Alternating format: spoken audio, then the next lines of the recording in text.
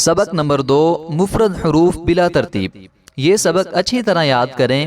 اس سبق میں حروف کی گروہ بندی مخارج کے حساب سے کی گئی ہے۔ یہاں مخارج مختصر اسلوب میں بیان کیے گئے ہیں، تفصیل آخر میں ملاحظہ فرمائیں۔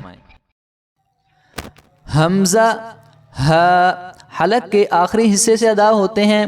عین ح حلق کے درمیانی حصے سے ادا ہوتے ہیں۔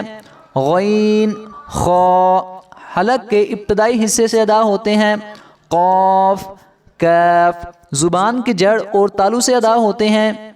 جیم شین یا زبان کا درمیان اور تالو کے ملنے سے ادا ہوتے ہیں۔ ضاد زبان کی کروٹ اور اوپر والی داڑوں کی جڑ سے ادا ہوتا ہے۔ لام نون را زبان کے کنارے اوپر والے دانتوں کے مسوڑوں سے ادا ہوتے ہیں۔ طا دال تا زبان کی نوک اوپر سامنے والے دو دانتوں کی جڑ سے ادا ہوتے ہیں۔ ضا ذال ثا زبان کی نوک اوپر سامنے والے دو دانتوں کے کنارے سے ادا ہوتے ہیں۔